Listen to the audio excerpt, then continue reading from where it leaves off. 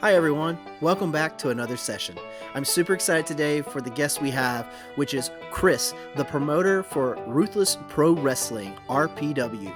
This is awesome. I had a really great time talking to him, and thanks to previous guests like Mike and Hardcore, he was kind enough to come on and take me through the world of what it's like putting a show together, getting an indie wrestling promotion together. So this is a really great episode.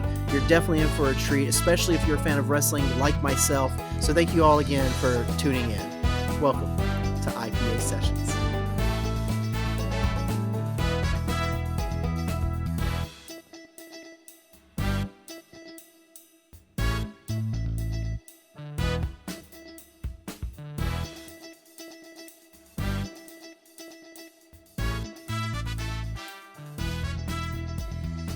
Welcome to IPA Sessions, a podcast for independent artists.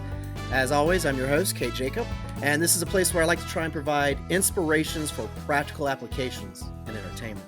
And I'm super excited, as everyone who listens to the show knows, I am a huge wrestling fan. I'm a big old nerd, a mark, whatever you want to call me.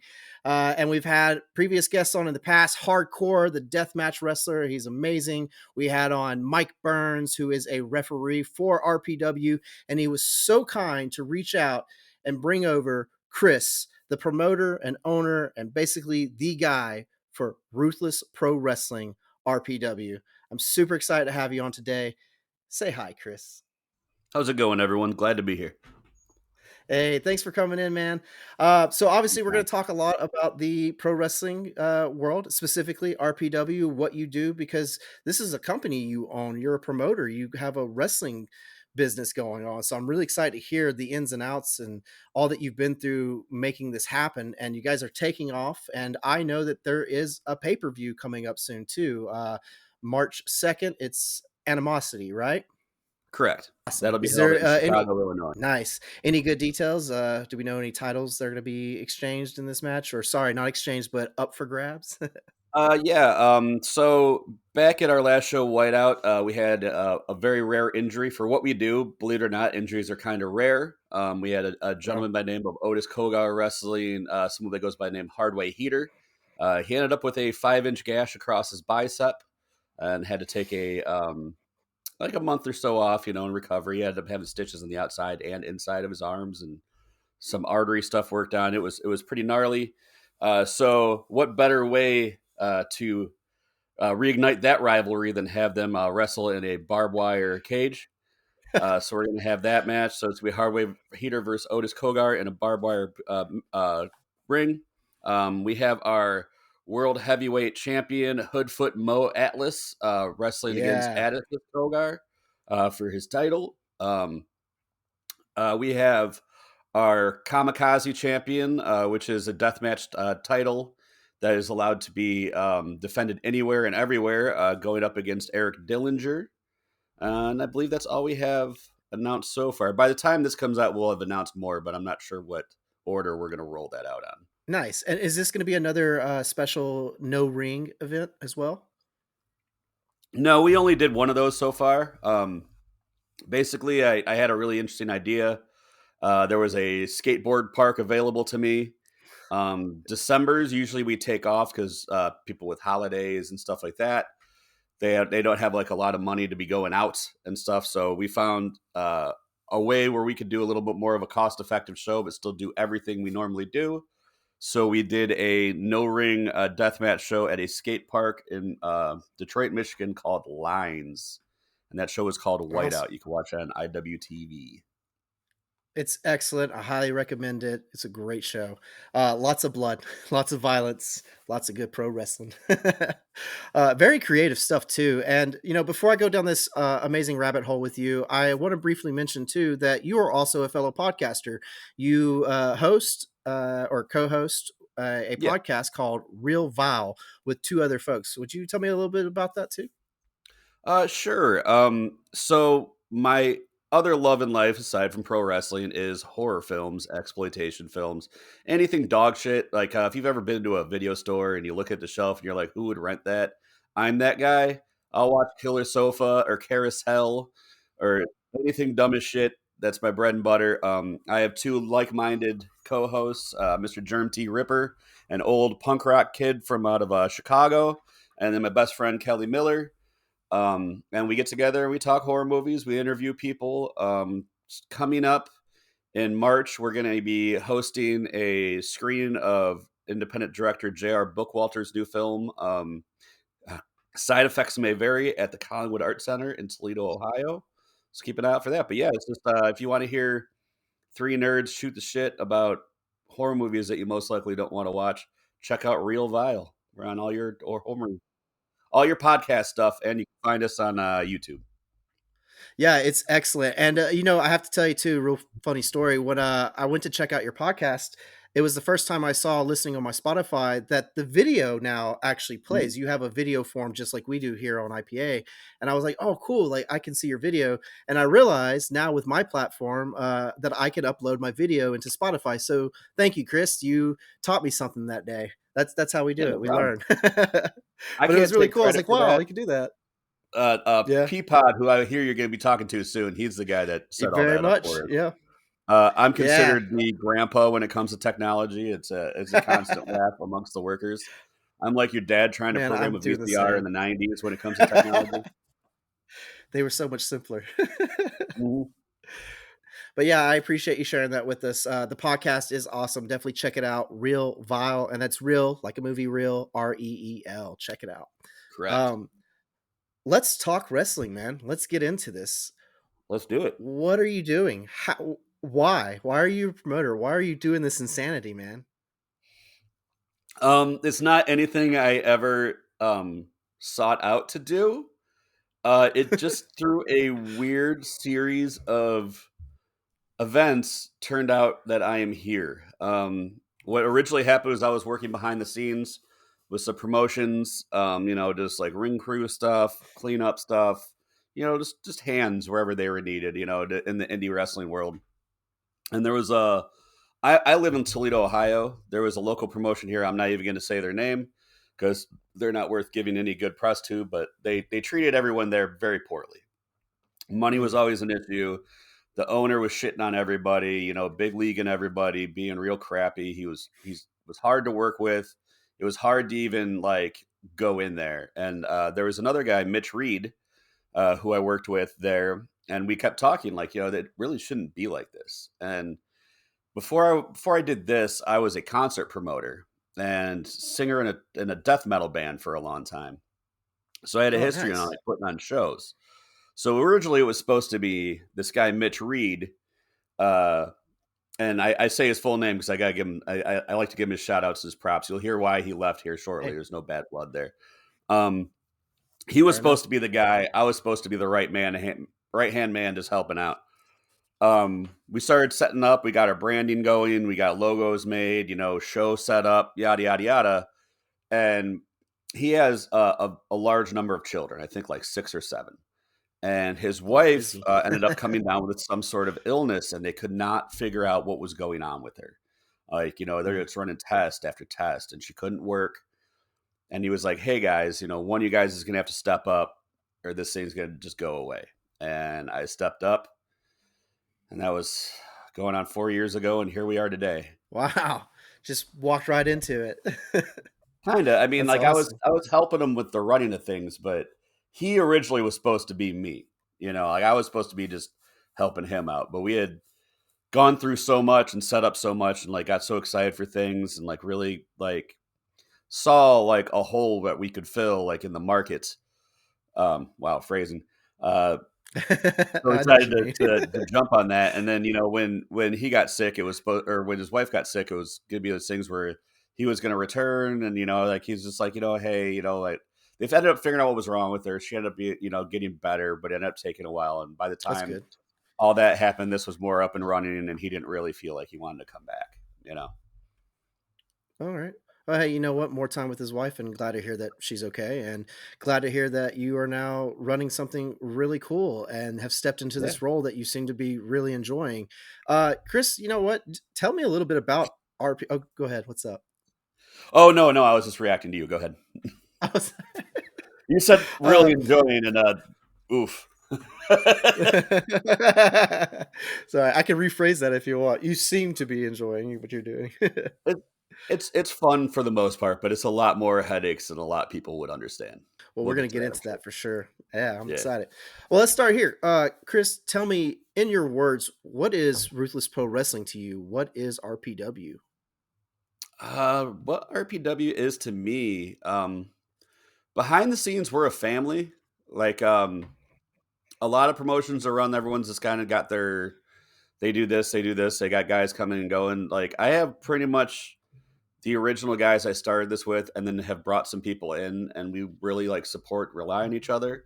But in the ring, we like to think of our what we do as kind of a buffet. We got kind of something for everybody. So we'll have your tag matches, we'll have your heavyweight matches, maybe a flippy match. And then as the night progresses, then we go into death match wrestling territory. And that's where things start getting a lot more darker and violent. But we kind of like to Mm, try to cater to all tastes. We are an adult product. We always like to put that out there. If you bring your kids, there's going to be swearing, there's going to be blood. I mean, like, the it'll be as occasional barbed tasteful as it can wired be, dildo. but yeah, there'll be barbed wire dildos. Those have been used before. Weed whackers, all kinds of wild shit. So we are an adult product, and we do try to cater more to that adult sensibility. But like, yeah, we just try to kind of give everybody what we feel is kind of missing, and especially televised wrestling today, which is Yeah. a lot less silly and a lot more serious. Not saying that we don't have funny stuff that happens, we do, but we try to make it more something that you could be proud to say you watch. When I watched Whiteout, there were some great moments in there. Like the matches were brutal, especially like for example, Tommy Vendetta and Casanova. That last match, that was a great match. It was brutal. It felt real in the moment. And then there was this break where we watched a kid with a helmet on a skateboard get rammed into Tommy's nuts. Yep. Fantastic! I fucking loved it. I was like, "What am I watching? This is great!" But I and it like how they didn't took the kill the time moment. to It did. yeah, I like how that cast took the time to put a fucking helmet on that kid before he rode him into his Yeah, nuts. it was Safety first. fantastic. Safety first, indeed. And we've learned from Mike and Hardcore that safety does come first, believe it or not. As Yeah, wild yeah. and insane as y'all get, safety's first. And it's cool to see everything that you guys do. It's definitely an adult product, but man, is it fun to watch. And I like what I've been seeing so far. And I'm excited. The RPW Whiteout, I believe it was my first full RPW pay per view.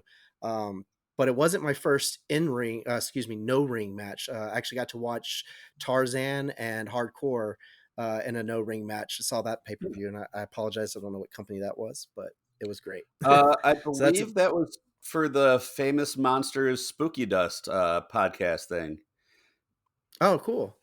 Yeah, there's some Uh, it- podcasters out of Michigan here that sponsor us on occasion that go by Spooky Dust Podcast, and they did this hey, shout out to show Spooky called Dust. Yeah, shout out to Spooky Dust. They did this show called Famous Monsters of Deathmatch for our IWTV, our streaming service, and that was one of the matches. It was more going to be this film televised event, and they filmed it ahead of time, and then they debuted it on Halloween. Right, it was cool, man.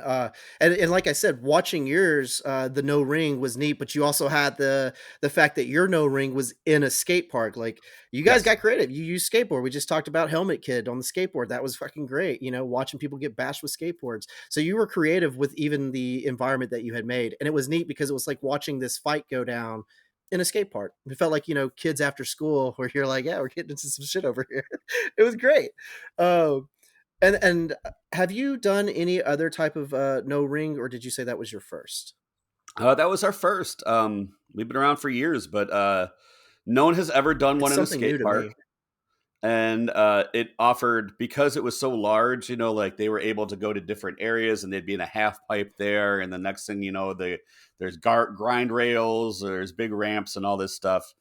So they were able to utilize and do all this different cool stuff that they normally couldn't do in a normal type match. But yeah, up to that point, we'd never done any, like, every time we've ever run a show, we've always had a ring. And I believe that was That's our awesome. 29th show. I believe something like that. Yeah, that's great. Yeah, what has it been? You said it's been 4 years. Been doing that in 29 shows in 4 years. That's a good run, We're going on 4 years. especially We for haven't hit yet. going on 4 years. And how long have you It'll be been working 4 with years in a couple months. Gotcha. But I'm guessing we can watch on IWTV. We can watch all the pay per views. Correct? They're all there. All the ones we filmed when we first started out. When we were getting our bearings, we didn't have the streaming deal, so our first, I think, 4 or 5 shows aren't taped, but everything worth watching is taped. So, Okay. and then Um, during the and pandemic, we did a couple like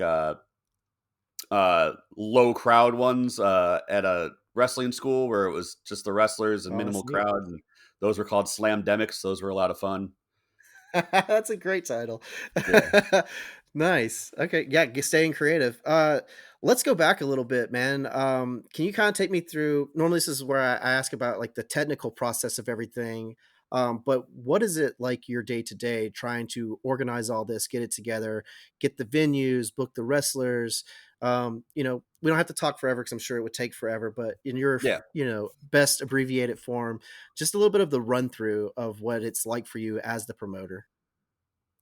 Well, it's never a moment's peace. I'll tell you that.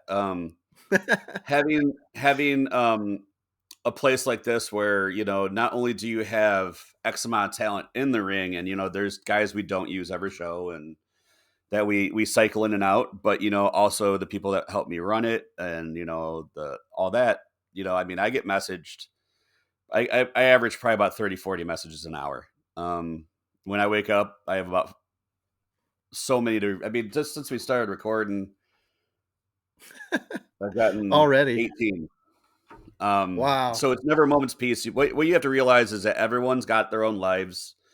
Everyone's got their own wives and kids and problems, and that's all going to be incorporated in setting these things up. Someone might not be available this time, or somebody might get sick, something like that. So you're always in communication with a very large amount of people and a very large amount of different personalities, and knowing how to handle certain people. But usually it starts with, all right, I want to go to this area. I want to do a show. Have we done a show there before? If not, we got to find a venue. Find a venue, talk to a venue owner, put it down deposit. Um, a lot of times we're right now we're moving around a lot, but we're going to places we've been before, which makes it easy because they Nice. know what we're all about.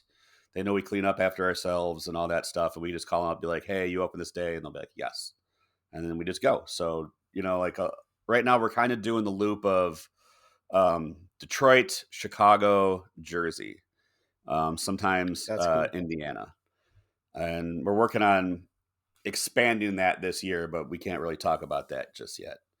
But I got you. right now, All right. I'm in a nice loop of places I've used before, to where it's just like a Okay. phone call and like, "Hey, you available this date? I'd like to do this day," and they say yes, and then you start reaching out and start building. Well, what happened last show? You have storylines that you've already been like. A lot of times, people think that you just figure this out show to show. A lot of this, I have to do like a year worth of storyline right for a couple of wrestlers, and then that has to Oh, go wow. through the next couple matches. But also, you got to think of the headache of, well, will they be available all dates? You know, so at the beginning of the year, where I'm at now, I'm booking out my whole year. That means setting up all my venues, where we're going to be for this in this month, this month, this month, and then figuring out the storylines of who I'm going to need for every show, and then booking them out as early as I possibly can for less headaches later. And that's pretty much what the process I'm dealing with now. But And there's always something you don't think of. It's very much a keep your head on the swivel kind of job, you know? Well, and I was going to ask you too, because I'm just curious for myself. I work in locations in the film and television world, and a Okay. lot of what you were saying I can relate to, like finding people, especially if you've worked with them in the past and they know you. It tends to make the process easier. But we also sometimes, for certain places, you have to deal with the city and with permits. Is that ever something that you guys have to deal with as well, or is it easier for you because you're dealing with the venue? It just depends on where we're at. Some states have different rules with athletic commissions, stuff like that. Okay, that's cool. Like So when there's we're in another headache. Chicago and I'm setting up my ticket links, we got to add in like this different sales tax that they have out there. I mean, just little things like that. Gotcha. The tedious paperwork stuff. And another question I'm just curious about too, because I know that your world, the independent wrestling scene, is obviously different than a lot of televised, let's say, cable access shows like Impact, Mhm. AEW, NJPW. Um, great shows in their own right, but it's a little different for you than it is for them. So they have obviously their own roster of wrestlers that are committed to them. Do you have anything like that with your business? If there's wrestlers out there listening that want to reach out to you, is that something that you deal with, creating a roster that is like your home roster? They're always with you, or does it work differently in that world? I have a solid base of guys that I usually use for every show. Not always, I mean, there's some shows, I'm sorry, you just got to sit out, I mean, I could only have so many matches before a show gets tiring. But there is like a Gotcha. solid core group of guys that are like our mainstays that you will most likely always see on a show unless they have a scheduling thing or something like that. Okay. Those and our belt holders, I don't know if you have a belt, we try to have you on every single show. But aside from that, I have what I would call a bloated roster right now. There's a lot of guys I like, and some guys I brought in recently. Um, I definitely, I definitely have more than enough right now. So, as far as like wrestlers listening and wanting to get in, I tell them all the same thing right now, which is there's only two ways into RPW anymore, and it's either I have my eye on you or you come in and help out and show you want to be here. A lot of That's guys awesome. really got opportunities from doing that and have turned into main guys and gone on to hold belts. Like you talked about Hoodfoot earlier. When I met Hoodfoot, Yeah. One of he my was new favorites. I'm a fan. he's our world heavyweight champion as of this record. So, Yeah. but And I I met see why Hoodfoot. after watching that match. Yeah, I met Hoodfoot. He came in just riding along with these two wrestlers I used called Randy West and Joseph Schwartz. At the time, he was their roommate. He'd come and help set the rings up, set up chairs, all that kind of stuff. And eventually, we started putting him in some pre-match scrambles, and then started putting him in some matches. And then he had a match that got him a lot of publicity and put him on the map with a legend that goes by the name Madman Pondo. Uh, And that match kind of shot him into the stratosphere. And then, he just won in the second year in a row the IWTV or was it IWTV? One of them, best wrestler of the year, 2 years in a row. So, Hey, you that's know, awesome. I can see why. He was really fun. That was a Mhm. great match all around to watch. Even the other guy he went against was fantastic. But yeah, like watching that match with Hoodfoot and Zach Thomas, that was really great. Plus, we got to see our favorite referee from this podcast and from your show, Mike Burns, get knocked out trying to catch Hoodfoot. That Yeah. was Yeah. great. He should have been Um, standing there. yeah, he shouldn't have been standing there. He knows better. He told us all about it. He knows better. Safety first, Mike. Come on.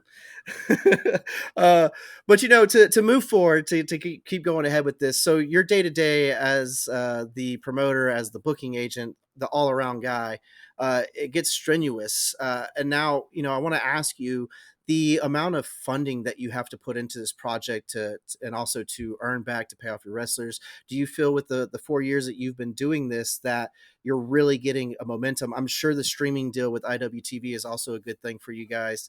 But just financially, how do you feel that this business has been for you and I guess everyone involved? Financially, probably pretty reckless.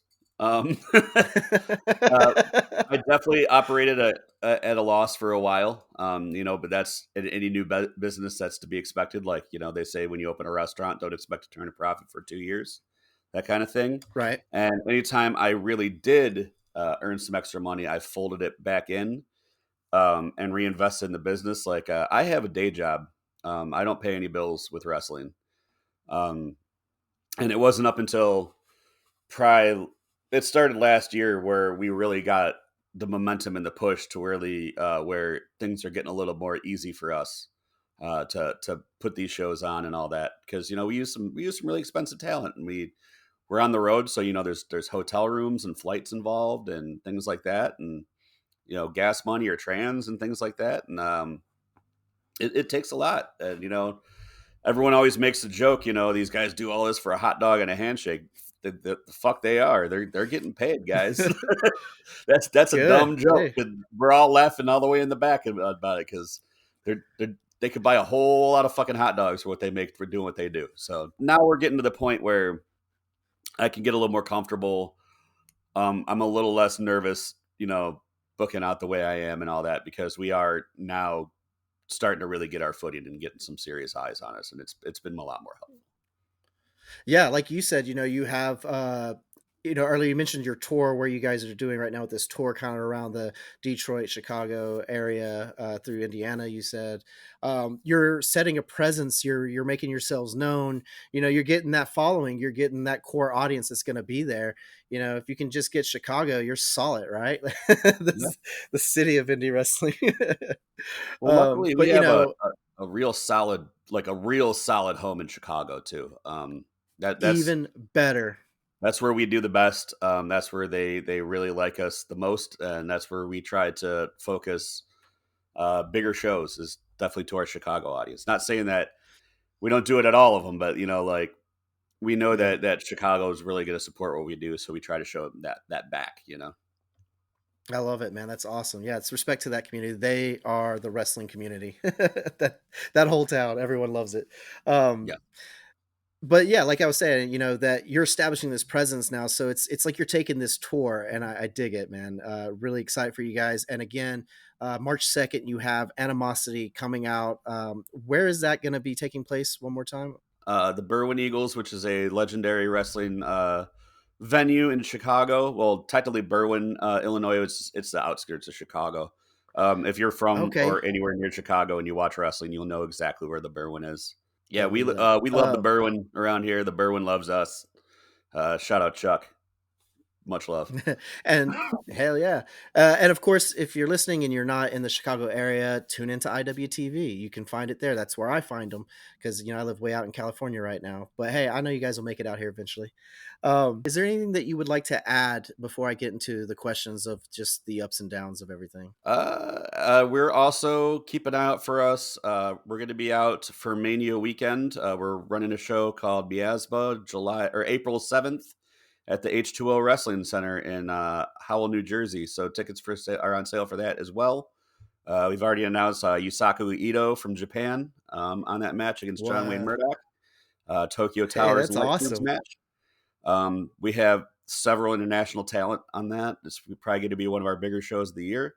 And keep an eye out. We are going to do our King of the Kill deathmatch tournament again this year in Nice. Michigan. So keep an eye out for those things, guys. Hell yeah. And Tommy Tommy Vendetta is the current king of the kill, right? Didn't Correct. he didn't he Yes. win the last? Awesome. Yep. Went over Dr. Nice. Redacted. Doctor does not mess around. I got to see him live. Got pissed on him. It was fantastic. Yeah. Fake. It was fake Doc's an piss. intense dude.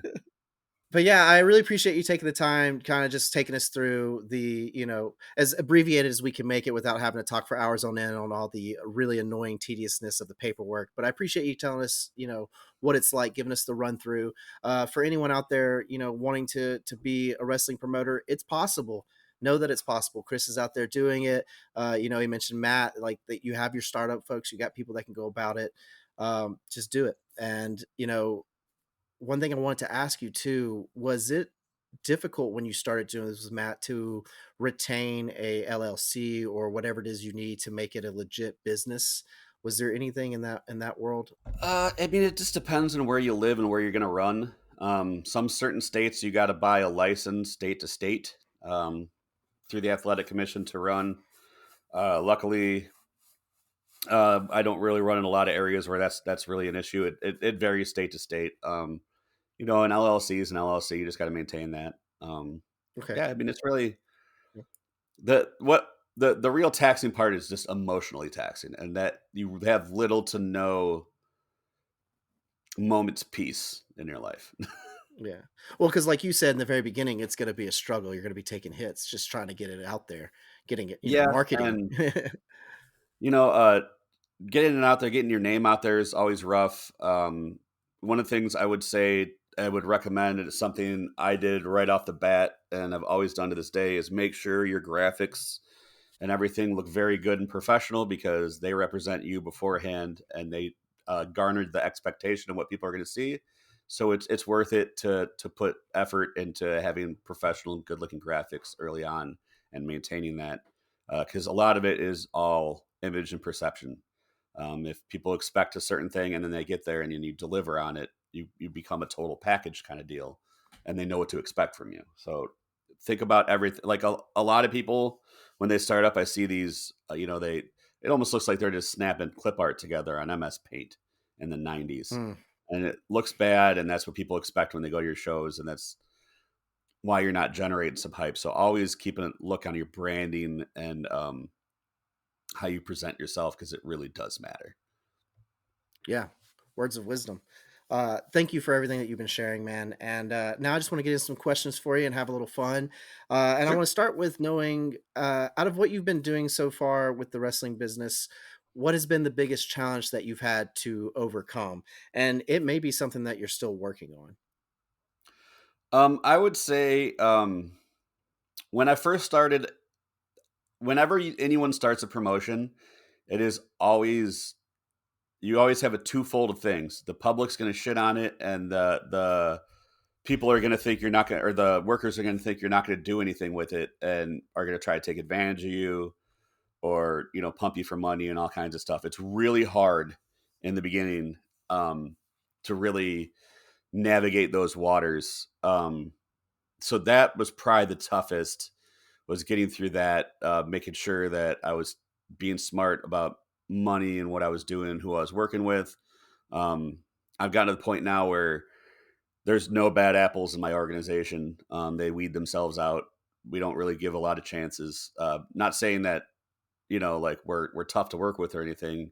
We're the most easygoing company you will work with. But if we find that you have an attitude, or you're not easy to deal with, or you're not being upfront, you just don't hear from us again. That's just kind of how it is. And we've gotten Yeah. to the point now where people really like being here. We got a lot of top guys that will take this booking over maybe a little larger promotion, just because they know it'll be less of a headache, and they know that they're not going to have to worry about getting their money at the end of the night or any of that crap. So I mean, Yeah. just that stuff like that. That's your credibility. You're establishing your credibility. Mhm. You're not just proving to the wrestlers like, "Hey, yeah, we can put on a good show for you."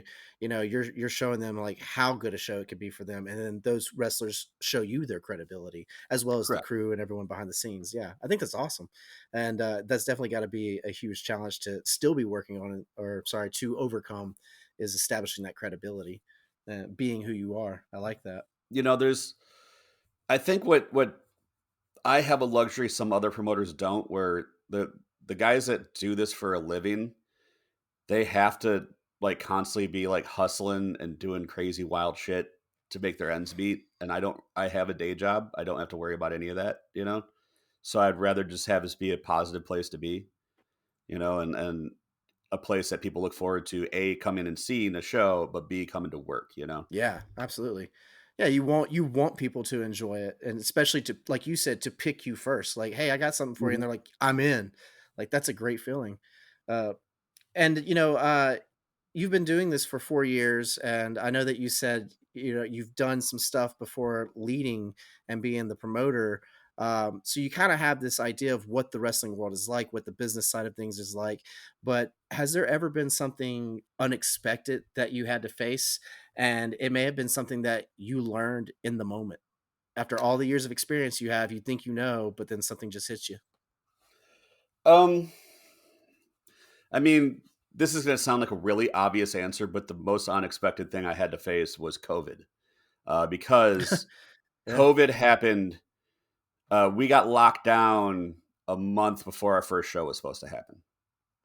Oh, that's rough. So it was, we had dumped all this time and resources and money into, branding and getting all this thing ready to go and finding a venue. We had already put a down payment on a venue, all this stuff. And then COVID happened. And then when COVID happened, if you remember in the beginning, it was all just like, it's a blowover in a couple months, and we kept planning it like that, like it'll blow over in a couple months, it'll blow over in a couple months, That's what and then everyone thought. as it Yep. extended and extended and extended, it turned into a bigger thing. So our first couple shows we actually did on a farm, where people could socially distance and watch wrestling. So it Nice. was Smart. 160 acres. We put a ring in the middle of it. The workers got to get their reps in when they couldn't, and people could watch at whatever distances they wanted and kept away from each other. So it was a challenge right off the get, with starting this thing and going into it. Aside from that, I really thought it'd be a lot more like when I put concerts together back in the day, because I would be like, all right, book this band, this band, this band. Here's the venue. Here's the flyer. Done. And you really didn't have to do much until going into it. But with Yeah, wrestling, there's so many moving parts, and you have to have storylines. And what's this guy doing? What's this guy doing? Everyone wants to win. No one wants to lose. But people have to lose. All kinds of stuff. So like it's really juggling a lot of personalities, getting people to understand the big picture. You know, getting people in healthy spaces to where they understand what's going on and they're not going to be kind of crappy about it. Um, Making sure that people are doing what they're supposed to do, and like you might need a promo going into a show, and you got to give someone like, all right, I need you to film this, and it needs to be like this and this, and then them getting the time to do it, but making sure they get it to you when you need it to you, and then like, oh fuck, I forgot. It's like it's juggling. It's just juggling a lot. Or let's say the graphics guy said he'd have this to you by Tuesday, and here you come Wednesday, and you already had planned to drop this thing on Thursday. Hey, did you get this done? Oh fuck, I'll do it tonight. Like it's just a lot of juggling and keeping up with people, and it's a lot of micromanaging, really. I used to run well, restaurants and too. I, also, I, I see it a lot like that. yeah. Oh, okay. Yeah, that man, and to be such a small business at the time too, and to actually survive the pandemic. Good thing you guys started doing the slam demics. That seems to be Yeah. really helpful. What helped? I know that the pandemic was really rough on the wrestling business. And I know for a fact the independent wrestling world got hurt tremendously.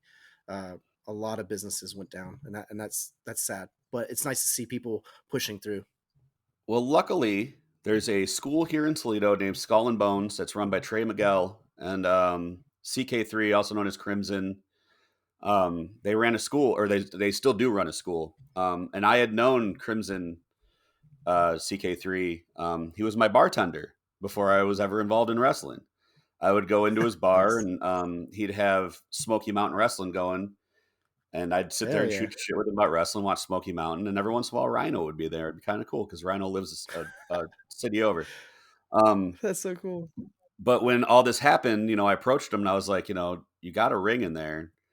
I was like, let me put up some drapes, make an entranceway. We'll allow bare minimum people in there, and we'll just film something and put it on IWTV so people still have some content to watch. And it's, we're not putting anybody in danger because it's just the workers and the people there. And we can just make sure everybody's tested and good before we get in there. And he was all for it. Yeah, So, smart. I mean, those first couple shows, those slam demics were a lot of fun. Trey Miguel himself wrestled on it. Sam Beal, who went on to be on Impact for a while, was on there, and some other guys. And uh, we didn't do any death matches in there, but we did some hardcore stuff and some fun things. So those were fun shows. Yeah. Yeah, all a part of that, going back to that credibility, establishing that and showing them like, hey, we don't leave a mess, and we make a good show. That's awesome. And man, really, really glad that you definitely found a way to work through that, because like I said, that was definitely a tough time just all around for everyone. So to be a business that young and that small, and then building your reputation through that, that's pretty awesome, man. So you definitely should congrat yourself and your guys, because that's a great move. I want to move on to the next question here, being what's like a hard reality that you've had to deal with and accept? Sometimes there are things that you can't do anything about it. It is what it is, and you just have to work with it or around it or do something altogether different. So what's been a hard reality for you as a promoter? Public perception of what I do. Um, no one really that I grew up with or I've been friends with for a long time, people that aren't in this world, that in this wrestling world, to this day think what I do is silly and weird. Um, Most of them haven't really understood maybe the level I'm doing it at now. To this day, they still think I'm have a couple guys paling around in a backyard with brooms hitting each other, kind of thing. Um, Yeah. I mean, yeah, that's I fair mean, to a point. I've, yeah, to a point, yeah, but everyone But I like mean, when I tell them that, last year I had, the BJW championship in my ring with his belt, things like that. Or like, I had a tournament and I had guys flying in from Australia and Mexico and the UK and all that stuff to do this thing. It trying to tell people that there's, oh yeah, okay, like, and they that also, doesn't impress. no, Um, That's and they're insane. also the perception of what I do when I say I'm a wrestling promoter is what's on TV, and a lot of people look at that as very silly or childish, and that's not really the lane we operate in. So it's just a lot of that, you know. I mean, you're a constant marketer. You're constantly having to market what you're doing with the show, as well as having to book it, put it together, get the venues, as you stated earlier, all that tediousness that you have to, or excuse me, the tedious work that you have to put into every little detail. Yeah, Yeah, that could definitely be a hard reality for people to getting people to just understand. Like, it's not what it sounds like, you know? that Uh, and it can be a bit much on your personal life, like getting free time for yourself or like a moment's rest, stuff like that, because there are things that can't wait. Something might pop up that you got to take care of right that second, no matter what you're in the middle of. You got to get on top of it, or something could fall apart. And yeah. up until recently, knock on wood, there would always be some situation that I did not expect that would pop up at a show that I would have to figure out like on the fly. And we've always Yeah. been lucky enough to be able to figure those things out. But it's a lot of stress and it's a lot of thankless hours, and yeah, getting time for yourself's the rough one. Yeah. Oh, I bet. Yeah. And you need that time, you need self-care. Mhm. You need to take your breather. You need to be able to just unwind for a minute. But I also understand too with that business and certain things that happens, like you said, you're kind of on call. So it's like, yeah, you can relax a little, or excuse me, you can rest, but you can never really relax. Yeah, that's It's what I whew. wake up to. I wake up to an inbox full of messages is usually how I deal with getting out of bed. I'll wake up and be like, all right, all right, all right, all right. You message you back, you back. All right. Now I can have some coffee and take a shower and go to work. That's great.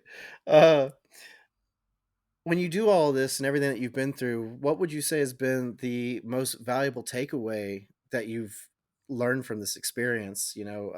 Something that's maybe helped you grow and improve as a promoter or just a human being in general. Being in this, you see a lot of different walks of life and style of people and ways of thinking. And especially with dealing with people directly, it definitely broadens your mindset on like how people think and how you interact with people and things like that. And it really um can broaden your sense of empathy, but also can harden you a bit too. Like it's a real learning when you open yourself up to such a broad variety of people, whether it's talent or the people that are coming to your shows. um you might not talk to a 78-year-old grandma that apparently just really loves seeing blood and guts. The next thing you know, you're talking to them like twice a week, that kind of thing. It really, it really That's just wild. broadens your perspective and your horizons on people. Oh yeah, it would definitely give me a whole new perspective. But I think that's cool too, man. I like that your valuable takeaway is learning. Like you're still learning, no matter how much you've done this, no matter how comfortable you get with it, you're constantly learning something new. I think that's cool. Getting a steady education. Yeah, I think Um, that's actually one of the things that's really helped us is if you ever ask anybody that worked for me, like I'm never completely happy after a show, no matter how well it goes. It could be the best show on the planet. I'll find something I wasn't happy with about it. And it's not one of those things where I go up and I'm yelling, like, it's like, no, next time we got to do this. And it's always just like this fine tuning in my brain for like the next show that I'm always looking for. yeah, you gotta tweak it just right. I dig that. I don't think that's a terrible thing to have. I think that's good. I think that's what has been making you guys successful because you clearly seem to be applying that to every pay per view, to every local show that you put on. Hmm. So keep doing what you're doing. If it helps and it makes it work, do it. But also take pride in what you've accomplished too. I mean, you've put on some great shows and you have a great crew. So Thank you. uh, I wouldn't be too harsh on you guys. Just as someone who's coming along right now as a new fan, from my humble opinion, that's how I feel. I appreciate it. Um, I am very proud of what I do. what did you actually want from RPW? We talked about the unexpected earlier, but what did you actually expect out of this? Not anywhere it ended up going. I'll tell you that. Okay. My goal when I first started out was one day I want to have one of those cool live IWTV pay per views that starts with the fucking countdown and the rocket launching. That was my only goal. I was like, as long as we get to that one day, I'll be really happy.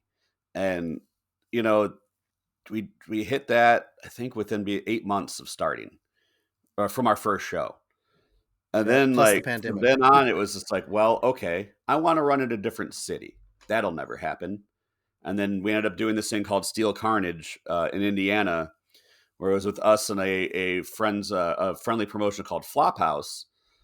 We did a back to Nice. back show, and their last match had a cage in it, so our whole show was in a cage. And then so it went from there, and then it became like, I really want to work with some overseas talent.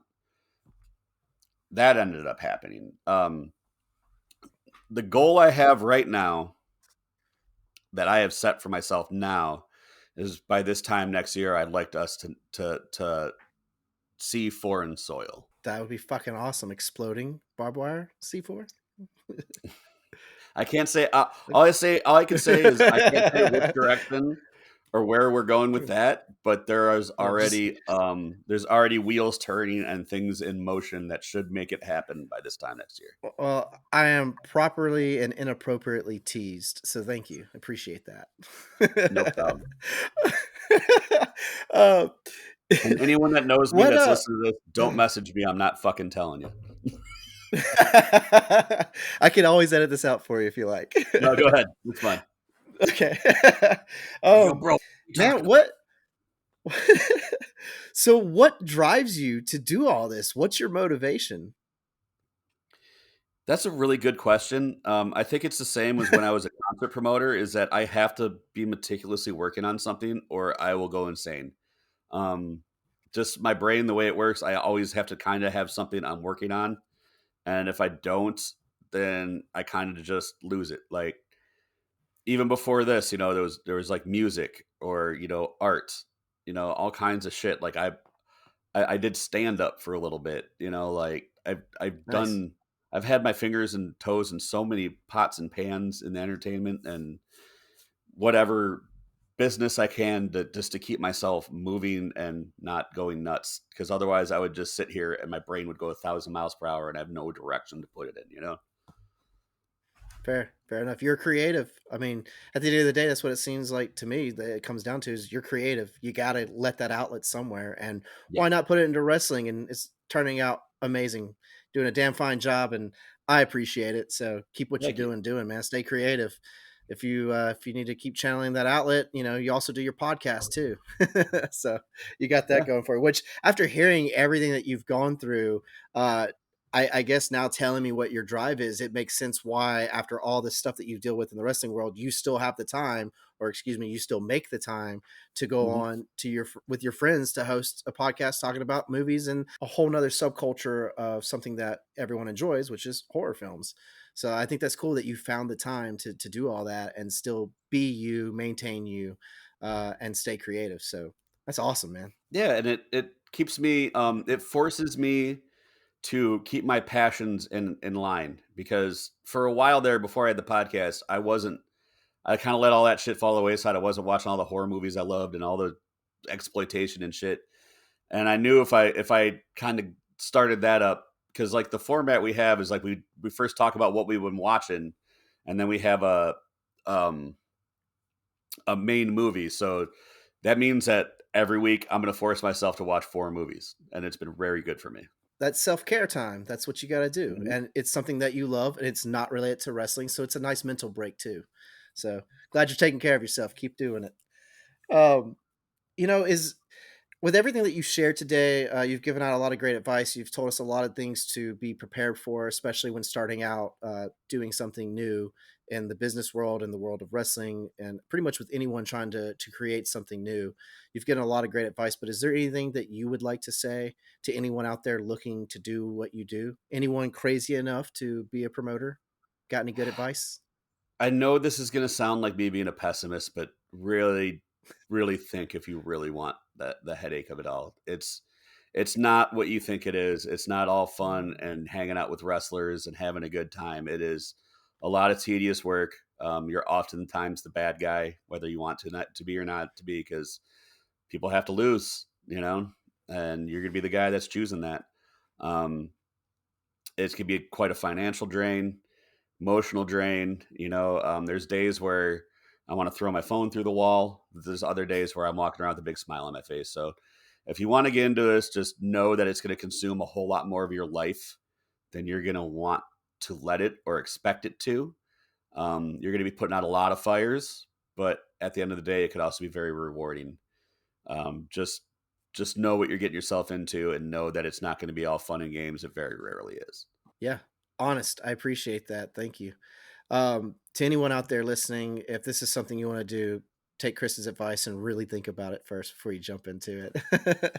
um, Chris, man, I really appreciate you coming on. Thank you so much. It's been awesome talking to you. And, you said that it's not always just hanging out with wrestlers and having a good time, but I hope it's at least a 50-50 split for you. I hope that's a good thing that you get to do with your job as well. Right. I will say this: the night a show is over, we have a lot of fun. The crew, some Hell of the yeah. guys, we have a blast. We treat ourselves afterwards. A lot of times we'll go Beautiful. out in the town or wherever we're at the next day, get whatever great food items, they're known for. Like when we're in Chicago, we do the pizzas or the Chicago beefs or whatever.